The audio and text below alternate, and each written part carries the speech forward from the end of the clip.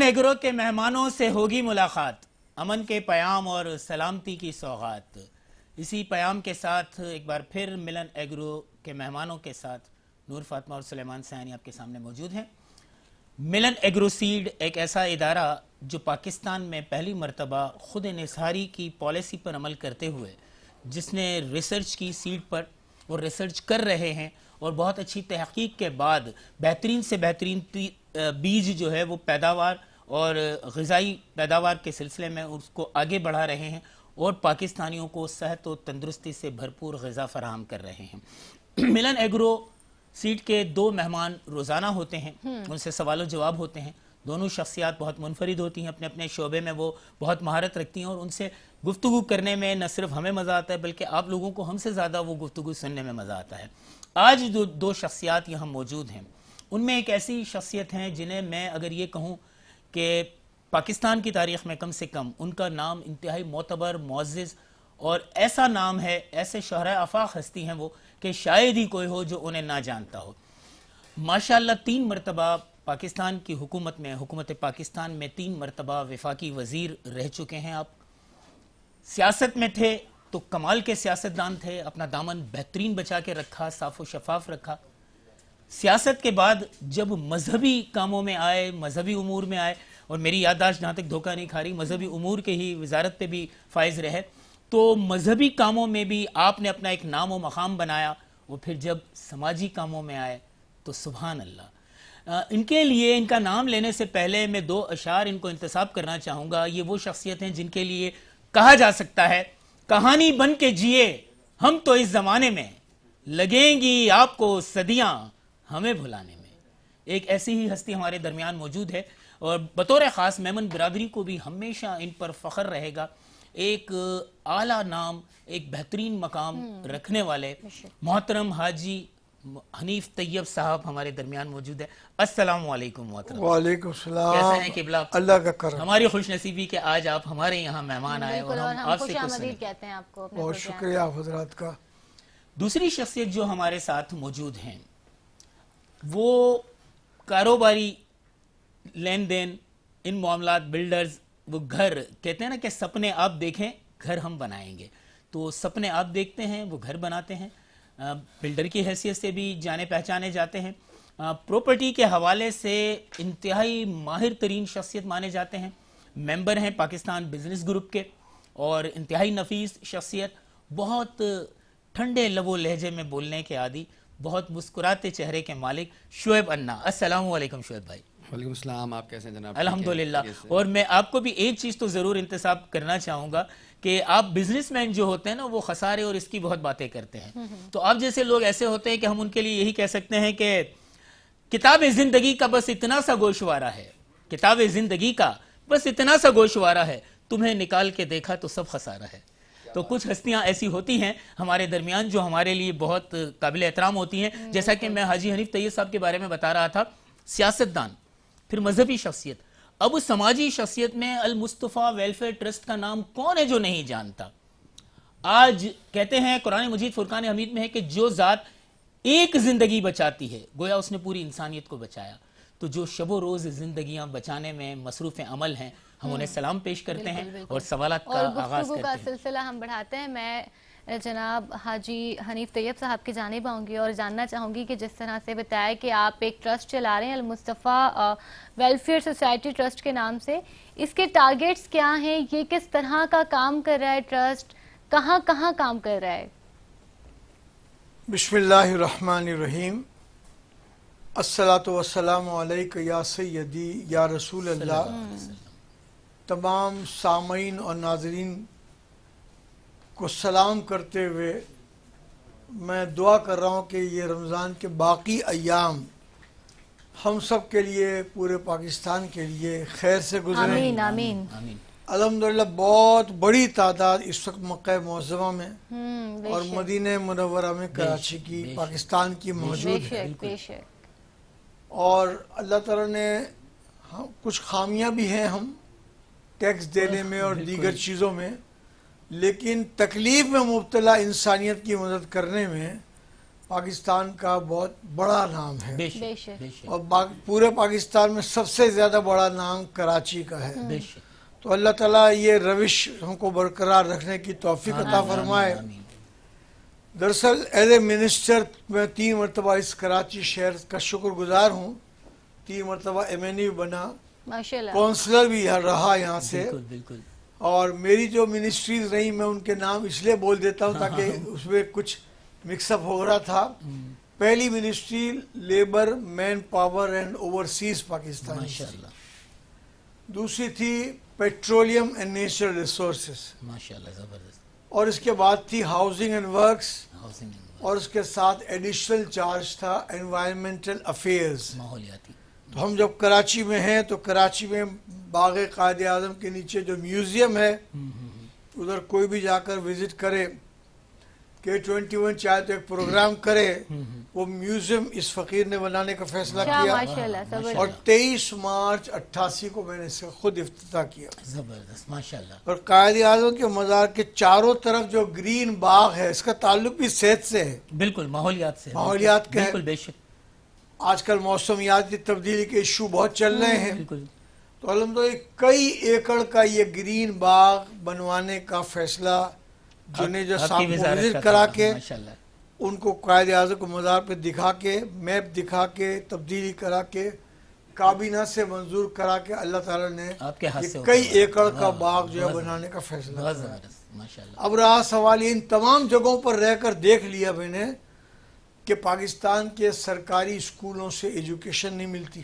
واہ، کیا بات کہی ہے۔ پاکستان کے سرکاری صحت کے اداروں سے صحت نہیں ملتی، واہ واہ واہ، اس قدر لوگ تکلیف میں ہیں۔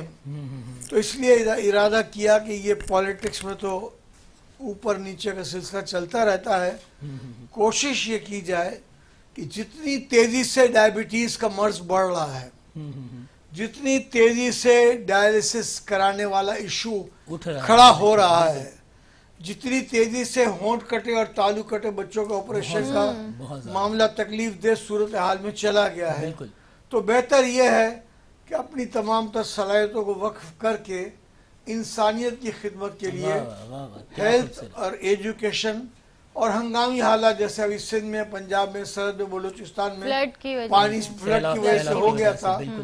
تو الحمدللہ ہماری ٹیمیں نہ صرف کراچی سے اندر جاتی تھی پورے سندھ میں، بلکہ کشمیر کی ٹیم بھی پنجاب آ جاتی تھی، فیصل آباد اور لاہور کی ٹیم بھی آ جاتی تھی، تاکہ پورے ملک میں جو ایک سیٹ اپ ہے ورکرز کا وہ بہترین اس کو مٹیریلائز کیا جا سکے۔ زبردست۔ اور آگے بھائی سے شعیب سے بھی آپ کو بات کرنا ہے تو میں صرف یہ بات عرض کرتا ہوں المصطفیٰ ویلفیئر المصطفیٰ کے حوالے سے کہ دراصل تصور کیسے پیدا ہوا یہ اس نام کا، یہ سوال کرتے ہیں لوگ۔ بالکل دراصل پاکستان ہندوستان بننے سے پہلے ہمارے آبا و اجداد کاٹھیا واڑ بالکل گجرات کے علاقے میں بالکل، رہتے بے ہیں، شک بے شک، اور وہاں سے وہ کاروبار کرتے ہوئے نانا جان حاجی عبدالغنی اور ان کے بھائی حاجی عبدالکریم یہ دونوں حرمین شریفین گئے اور دیکھا کہ سعودی عرب میں نہ پیٹرول ڈسکور ہوا تھا، نہ اچھا سونے کے پہاڑ ایجاد ہوئے تھے، اچھا،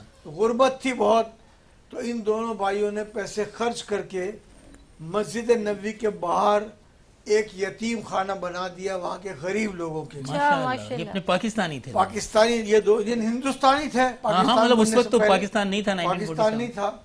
اور افتتاح جو ہے دو بہت بڑی پاکستان کی، ہندوستان کی بہت بڑی دینی ہستیوں سے کروایا۔ ایک مولانا شاہ احمد نورانی رحمۃ اللہ علیہ کے والد زبردست، سبحان اللہ۔ مولانا شاہ عبدالعلیم صدیقی رحمۃ اللہ علیہ، اور ایک وہاں ایک بہت بڑے بزرگ مولانا قطب مدینہ مولانا ضیاء الدین مدنی، ان دونوں حضرات کو بلا کر افتتاح کرایا۔ افتتاح کے لیے اب تو کینچیاں میں چلتی ہیں، ہاں ہاں ہاں، وہ تو پہلے تو دعا ہی ہوتی تھی، بے شک، وہ دعا کر دی انہوں نے، اور ساتھ میں یہ مشورہ بھی دے دیا آپ نے بنا تو لیا ہے لیکن بعد میں مسجد نبوی کی توسیع ہوگی تو یہ یتیم خانہ بیچ میں رکاوٹ بنے گا۔ صحیح، تو انہوں نے کہا ہم تاجر ہیں، ہمیں آپ گائیڈ کر دیں، بزرگ ہیں کہ ہم کیا کریں، آپ دینی رہنمائی کر دیں۔ انہوں نے کہا آپ ایک لکھ کے دے دیں وصیت کہ جب بھی مسجد نبوی کی توسیع کے لیے اس بلڈنگ کی اور جگہ کی ضرورت ہو تو ہم آپ اس بلڈنگ کو توڑ دیں اور جو اس کا کمپنسیشن بنتا ہو وہ ہمارے خاندان کی طرف سے مسجد نبوی میں لگا دیں. سبحان اللہ. یہ بات سنتے سنتے ماں کی گود میں بڑے ہوئے, ماموں سے خالوں سے یہ باتیں سنی تو ارادہ یہ کیا آپ کے کہ نانا اور دادا تھے جن کا آپ نے ذکر دونوں کیا, نانا ایک اور نانا تھے ایک دادا تھے جنہوں نے یہ بنایا تھا. واہ واہ. تو بس ان کو اللہ تعالیٰ ان کے درجات بلند فرمائے,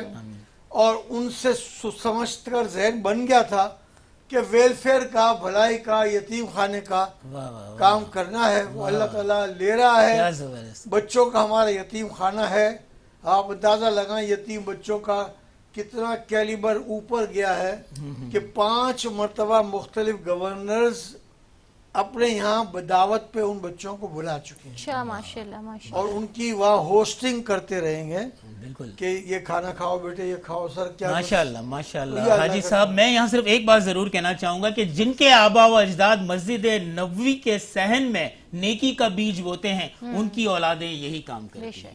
یہ دیکھیے آپ کہ آقا رسالت صلی اللہ علیہ وسلم کی اس سرزمین پہ کیسی برکت ہے, کیسی رحمت ہے, کیسی نعمت ہے. شعیب بھائی آپ کی طرف آتے ہیں, کاروباری شخصیت ہیں, بزنس مین ہیں, لیکن آپ جتنے خوش اخلاق ہیں, جتنی مروت والے ہیں, ہمارے یہاں پاکستان میں عام طور پہ اتنے مروت والے بزنس مین نہیں ہوتے, تو بلڈرز لائن میں آنے کا کیوں سوچا؟ کیا فور فادرز تھے, اس وجہ سے آئے تھے آپ؟ اور پھر کیسا پایا اس لائن کو؟ اور اپنے بزنس کے حوالے سے تھوڑا سا, جس طرح انہوں نے مصطفیٰ ویلفیئر کے حوالے سے بتایا, آپ بھی کچھ اپنے بارے میں بتائیں. بسم اللہ الرحمن الرحیم.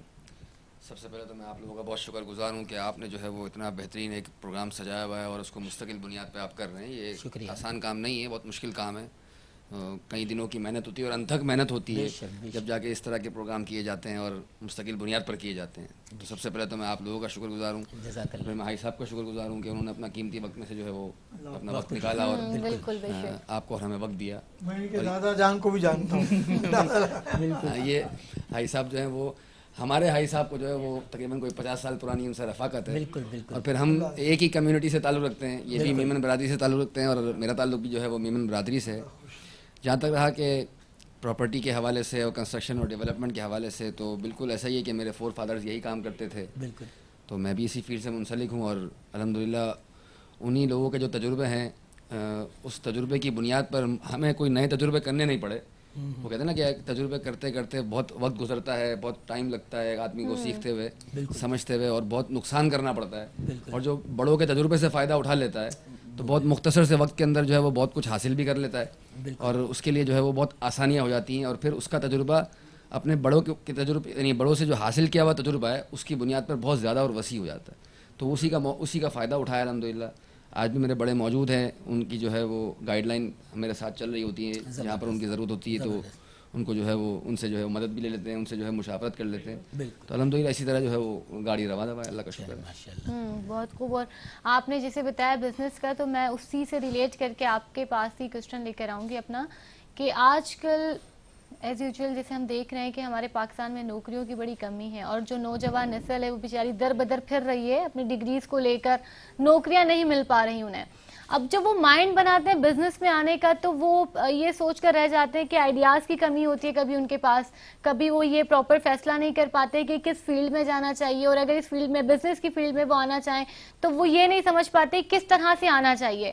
تو میں چاہوں گی تھوڑا سے آپ آئیڈیاز ان لوگوں تک پہنچائیں اپنے, تاکہ ان لوگ, ہمارے جو ناظرین ہیں ان کے لیے آسانیاں ہوں, نوجوان نسل جو ہمیں دیکھ رہی ہیں ان کے لیے آسانیاں ہوں, اور وہ بھی پھر آرام سے کاروبار کی طرف, کامیاب بزنس مین کیسے بن سکتے ہیں بزنس کی طرف وہ آ سکیں. جس عمر میں آپ ماشاءاللہ اتنے کامیاب بزنس مین ہیں. سوال آپ کا بہت زبردست اور اہم سوال ہے نا, اور وقت کی ضرورت کے حساب سے بالکل صحیح سوال آپ نے کہا.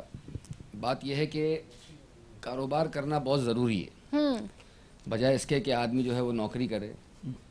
اس سے زیادہ بہترین جو طریقہ کار ہے وہ کاروبار ہے. اب وہ کاروبار خواہ چھوٹا سا ہو کہ بہت بڑا ہو, بہت وسیع پیمانے پر ہو, یا بہت ہی مختصر سے ایک چھوٹے سے اسٹال سے شروع کیا جائے, وہ کاروبار ہے. بے شک. اور جس چیز کی انسان کو سمجھ بوجھ ہو, جس چیز کی اس کو مہارت ہو, اور جس چیز کا اس کو شوق ہو, اسے ابتدا وہیں سے کرنی چاہیے. ایسا نہیں کہ اسے یہ چیز جو ہے وہ اچھی لگ رہی کہ اس کام کے اندر نفع بہت زیادہ ہے, یا اس کام کی جو ہے وہ مطلب بڑی ڈیمانڈ ہے, لیکن اس کو اس کی جو ہے نا وہ سمجھ بوجھ نہیں ہے, اور اس کو اس کا شوق بھی نہیں ہے, اور پھر وہ اگر اس کاروبار کی طرف بڑھتا ہے تو سراسر حماقت. مثال کے طور پر اگر ایک آدمی ہے, اسے پتہ ہے کہ میں ایک چھوٹی سی مثال دے رہا ہوں کہ میں جو ہوں وہ فرینچ فرائز کا اسٹال لگا سکتا ہوں اور بہت آسانی سے اور طریقے سلیقے سے اس کو چلا سکتا ہوں. تو اس میں اس کو کوئی آر محسوس نہیں کرنی چاہیے. وہ اس کو شروع کرے, اگر اس کے پاس جو ہے وہ صلاحیت ہے اور اس کا جو ہے وہ دل لگتا ہے اس کام کے اندر اور اس کے اندر جو ہے وہ اس کی ترتیب بنتی ہے, تو وہ ایک اسٹال سے ایک بہت بڑی انڈسٹری کھڑی کر سکتا ہے. یہ چھوٹی سی مثال. بے شک بے شک. اور دوسری بات یہ کہ کاروباری جو حضرات ہوتے ہیں نا, وہ جب کاروبار کی طرف موو کرتے ہیں تو ان کا دماغ پھر وسیع سے وسیع ہوتا چلا جاتا ہے, کیونکہ وہ سیکھتے رہتے ہیں. وسعت آتی جو نوکری کرنے والا جو افراد ہیں, جو نوکری کرنے والے افراد ہیں, وہ صرف تالاب کے اندر ہی ہوتے ہیں. بھائی ہم بالکل بالکل ان کی جو زندگی, ان کا جو لائف اسٹائل ہے وہ محدود ہے. ان کو صرف اتنا پتا ہے کہ ہمیں صبح 9 بجے ڈیوٹی پر پہنچنا ہے, 5 بجے ڈیوٹی ختم ہو جانی ہے, سمپل سی بات ہے. لیکن جو کاروبار کی طرف جس کا رجحان ہوتا ہے وہ بہت سارے فائدے جو ہے نا وہ مہیا کر رہا ہوتا ہے اپنے لیے بھی اور دوسروں کے لیے روزگار کا بھی ذریعہ بن رہا ہوتا ہے. بے شک. تو میں سب سے یعنی جو اہم بات ہے وہ یہ ہے کہ کاروبار کی طرف ترجیح اسی لیے دی جاتی ہے اور اسی لیے دی جانی چاہیے کہ اس سے سب کو فائدہ ہے. بے شک بے شک. ایک چھوٹا سا طبقے سے لے کر ایک بڑے طبقے تک سب کو فائدہ کاروبار کے تھرو ہوگا, اور اس سے ہمارے جتنے بھی مسائل ہیں, ہمارے پیارے آقا رسالت صلی اللہ علیہ وسلم خود تاجر تھے. بالکل بالکل ایسے ہی ہے. حاجی صاحب, میں آپ سے ایک چیز صرف لازمی پوچھنا چاہوں گا, ہمارے پاس وقت محدود ہوتا ہے لیکن یہ چیز میرے دل کو بھی میں جاننا چاہتا ہوں خود بھی, کہ سیاستدان, پھر مذہبی شخصیت, پھر اس کے بعد سماجی کارکن, تینوں میں سے سب سے بہترین روپ اور مقام اور رتبہ اور درجہ کون سا لگا اور کیوں؟ بہت اچھا سوال ہے. اگر آدمی ایمانداری سے عوام الناس کی مدد کرنا چاہے تو فورسفل پوزیشن پالیٹکس کے ذریعے ہوتی ہے. بالکل. مثلا ایک منسٹر اگر چیف سیکرٹری کو فون کرے گا تو چیف سیکرٹری اپنے پی اے کو کہے گا پہلے مجھے لائن پہ لو, پھر سر ہیں, سر سے میری بات کراؤں. ایک بات. لیکن پالیٹکس میں ہمارے ہاں دیانتداری کا رواج بہت کم ہے. بالکل. میں اللہ کا شکر کرتا ہوں اس مقدس رات میں, مقدس مہینے میں, مقدس عشرے میں, کہ میرے اوپر ایک پھوٹی کوڑی کا الزام نہ آج تک لگا ہے, نہ تا قیامت لگ سکتا ہے. آمین. بالکل. مذہبی بیک گراؤنڈ ہونے سے آپ کی زندگی کو محتاط طریقے سے گزارنے کا سارا نظام اسوہ حسنہ کی روشنی میں آپ کو مل جاتا ہے. اور سوشل ورکر تو اگر ہم اپنے اسکول اور کالجز میں بچوں کو شروع سے سوشل گیدرنگ والا بناتے, ہم پڑھاتے تو ہیں کہ اے مین از اے سوشل اینیمل, بالکل, لیکن اصل میں سوشل تربیت نہیں ہوتی. بالکل صحیح بات. کورس میں ایسے اسباق بھی نہیں ہوتے. لیکن آپ سنتے ہیں, پروگرام کرتے ہیں کہ سرکار دو عالم صلی اللہ علیہ وسلم بھی, تمام صحابہ بھی, تمام اہل بیت اطہار بھی سب غریب پرور تھے. بالکل. بھوکے کو کھانا کھلانا, بالکل, یتیم بچے کی تربیت کرنا. اور اسی طرح سرکار دو عالم صلی اللہ علیہ وسلم فرمایا جو دنیا میں یتیم کے ساتھ اچھا سلوک کرے گا جنت میں وہ میرے ساتھ اتنا قریب ہو. کیا کہنے. تو ظاہر ہے کہ یہ تین چیزیں اگر مل جاتی ہیں تو آپ ایک سبجیکٹ پہ اچھا اپنا گڈز ڈیلیور کر سکتے ہیں. مطلب یوں میں کہہ سکتا ہوں کہ مذہبی خاندان تھا تو مدینہ شریف میں یتیم خانہ بنایا. یتیم خانہ بنایا تو اٹ مینس کہ ایک سوشل کام کیا انہوں نے. بالکل بے شک. پھر پاکستان بننے کے بعد ایسے احباب ہم سب ایک ساتھ مل گئے جنہوں نے مل کر اس کام کا نام ہی نبی کریم صلی اللہ علیہ وسلم کی نسبت سے المصطفیٰ رکھ دیا. کیا کہنے. تو اب یہ کام جاری ہے اور یہ ہم اپنی خوشی سے کہتے ہیں کہ کوئی کم سے کم 10,000 ایسے رضاکار تو المصطفیٰ کے ہوں گے جن کے ذہن میں ہر وقت یہ فکر ہے کسی غریب کی مدد کرنا, کیا کہنے. پڑوسی بھوکا نہ ہو, کھانا کھلا دیں, افطاری کرا دیں. سحری اور افطاری کے لیے رمضان میں نہیں تقسیم کرنا, آپ کو جو کچھ تقسیم کرنا وہ آپ شعبان میں تقسیم کرنا تاکہ رمضان میں کام پہنچ جائے نا. بالکل بالکل. اب رمضان میں لوگ فون کر کے مانگ رہے ہوں تو یہ تمام چیزیں خوش اسلوبی سے انجام دینے کے لیے آپ کو یہ پتہ چلے گا کہ سیدنا ابو بکر صدیق کتنے بڑے سخی تھے. بے شک بے شک. پورا گھر اقبال کہتا ہے کہ پروانے کو چراغ تو بلبل کو پھول بس اور صدیق کے لیے اللہ کا رسول بس. واہ واہ واہ واہ. حضور نے غزوہ تبوک کے لیے مانگا، سب کچھ گھر کا آدھا سامان تو فاروق اعظم لے آئے، اور گھر کا پورا اور سرکار دو عالم صلی اللہ علیہ وسلم کے قریب ترین ساتھی یار غار یار مزار وہ پورے کا پورا سامان لے آئے.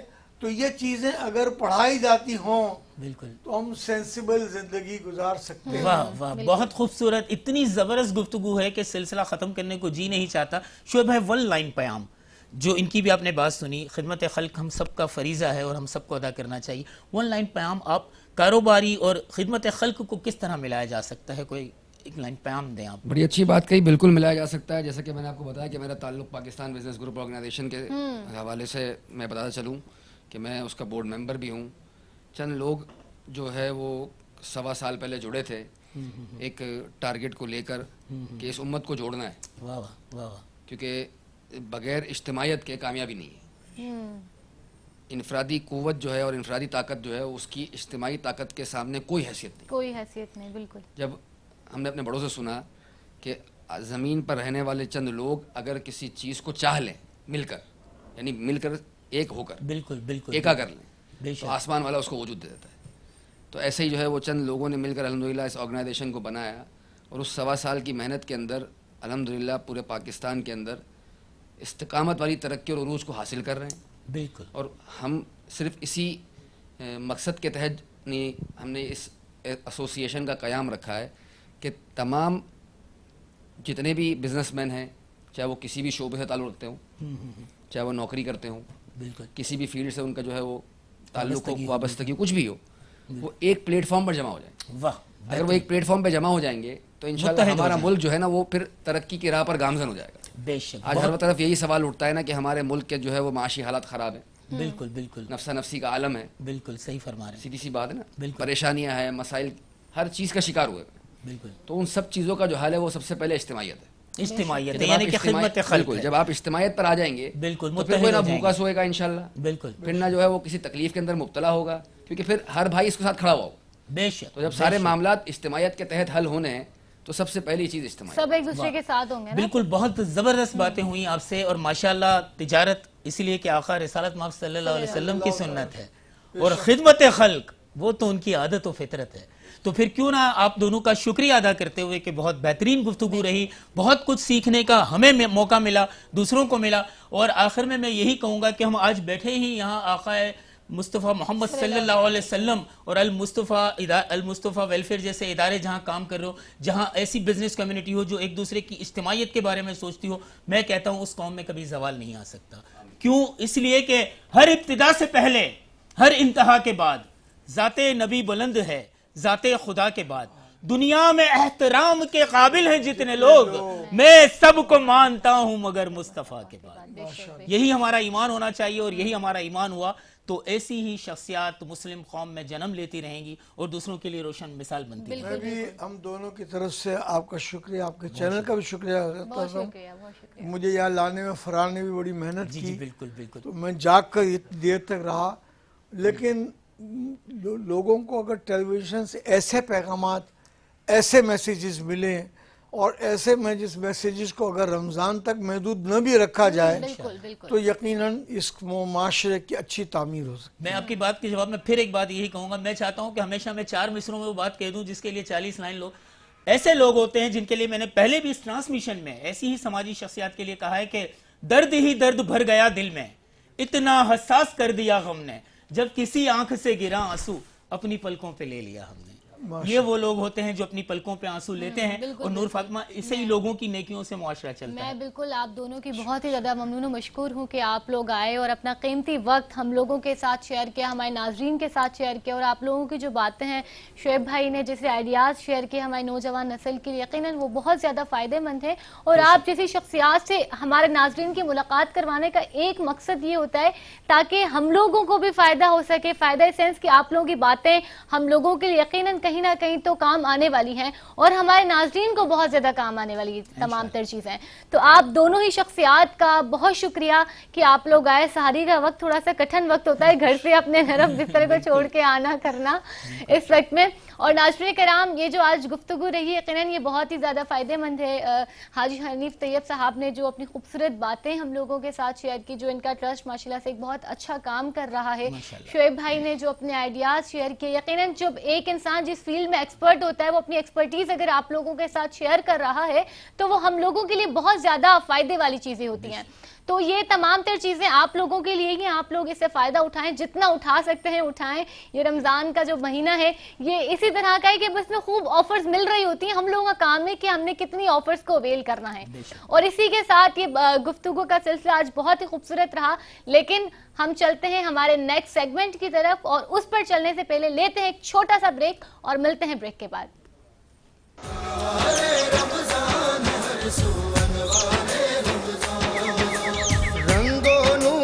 بارش ہر جا رحمت ہی رحمت ہے ہر پل, ہر مسجد ہر گھر